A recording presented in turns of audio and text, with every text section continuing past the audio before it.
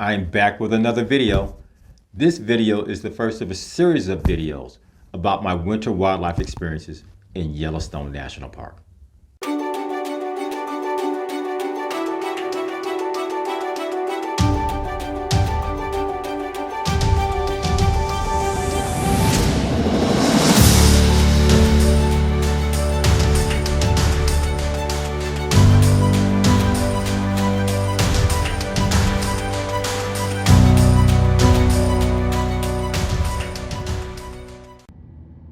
So my Yellowstone trip starts with a flight to Bozeman, Montana.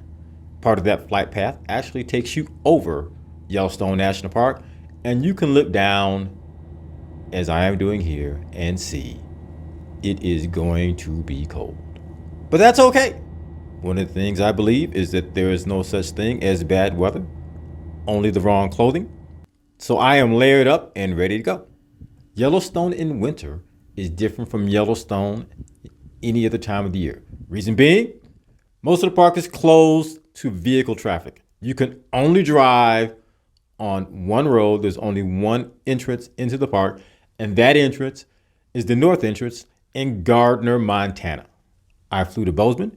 Gardner is about a 90-minute drive from Bozeman. One piece of advice: try not to do that at night. Lots of stuff walking around on that road. You don't want to run into any of it, because the stuff that's walking around out there might be bigger than your car. Don't go out there and drive crazy. I travel to Yellowstone twice a year, and I've done that for the past 18 years. I may come in the fall or the spring, but I always come during the winter months. And during the winter months, it is going to be cold.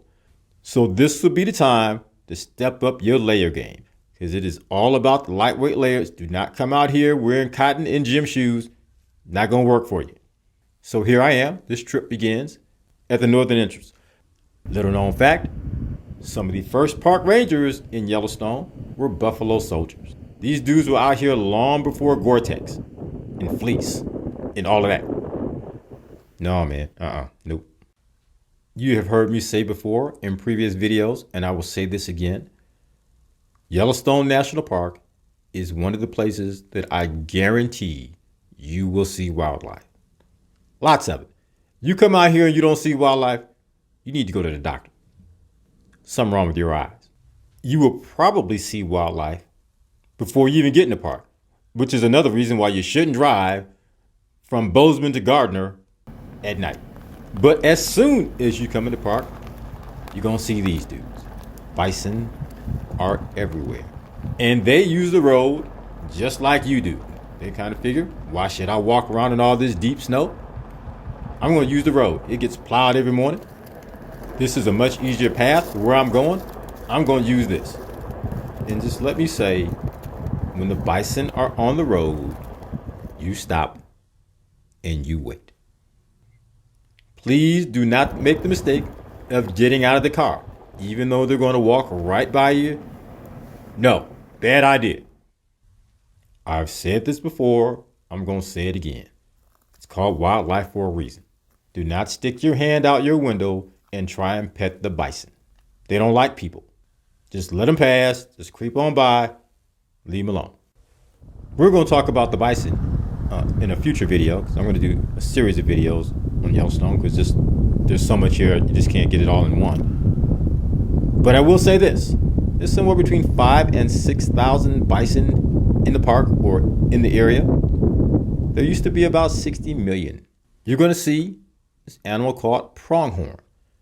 Pronghorn are the fastest animals in North America. Can run over 50 miles an hour and can run 50 miles an hour for a long time. There is not a whole lot out here that's going to run them down. One of the few mammals in this area where you will find that the males and the females stay together year round. You will notice the males have horns or sheath. The females have nubs. Pronghorn are beautiful animals. They're herbivores. They travel in herds.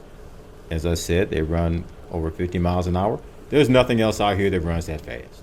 You will sometimes hear people refer to them as antelope. The actual term is pronghorn. So briefly, let's talk about this horn versus antler thing. Horns are permanent. Antlers are shed. Deer, elk, moose have antlers. They shed them every spring and grow new ones every year. Bison, bighorn have horns. They are permanent. Just a little fun fact. When you look at this landscape, you wonder how anything survives here.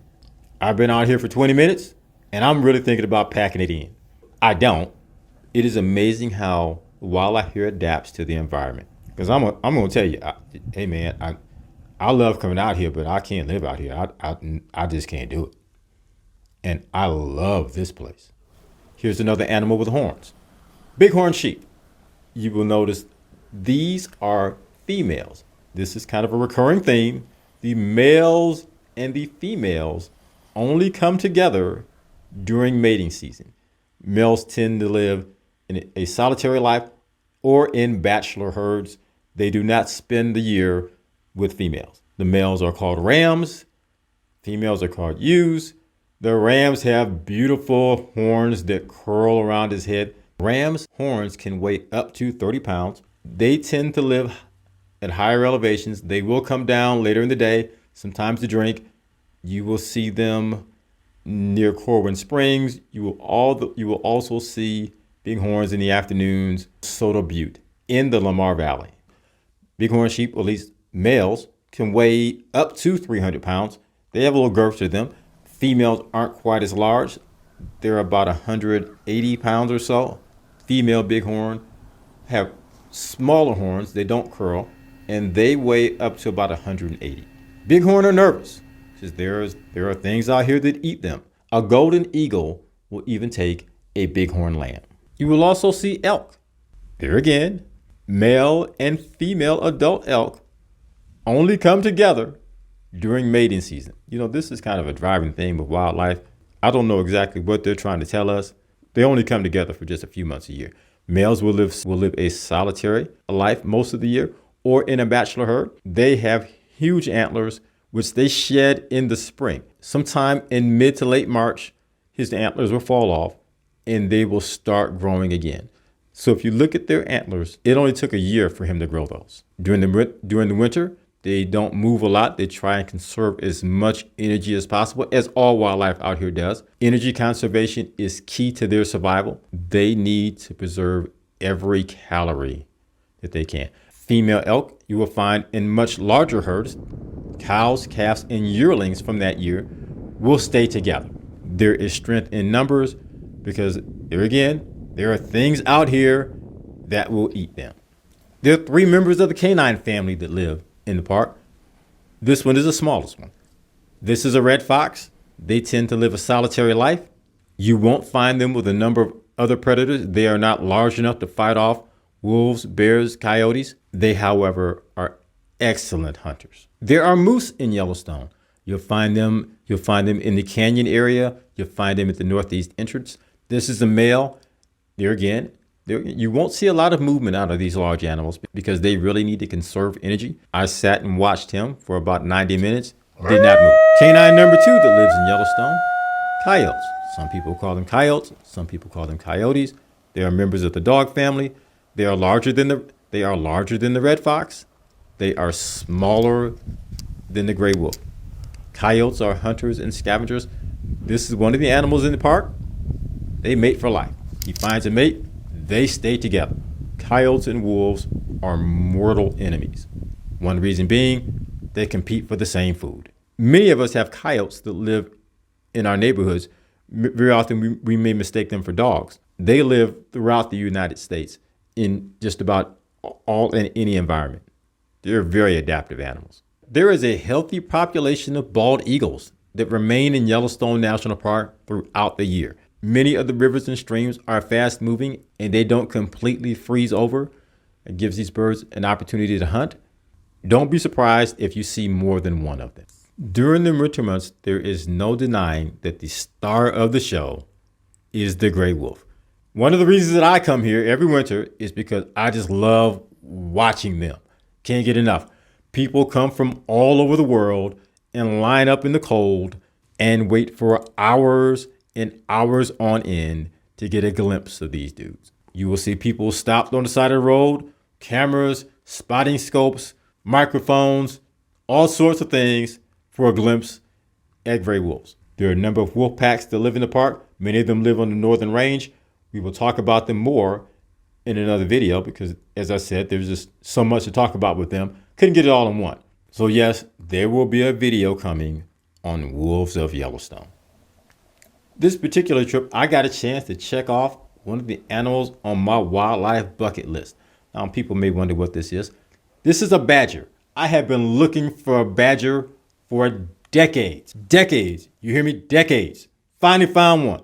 She was out in the Lamar Valley, digging trenches to have her young in. I sat there and watched this hole for hours. It was almost like Groundhog Day, me waiting for her to come out and see if she could see her shadow. But I sat there for hours and watched, and she came out, and yeah, I can just only say I'm a happy man. Their markings are absolutely beautiful. Now, understand, as beautiful as they may appear, this is also a very vicious animal. Do not approach them. You see a badger, leave them alone. They will fight just about anything at any size, and they're probably going to win. Thank you for watching. Please like, subscribe, and share this channel. I have a lot of content that I'd like to add. So this wraps up Yellowstone Winter Wildlife Part 1. I'm going to start preparing the next video, but before I go, I will leave you with these.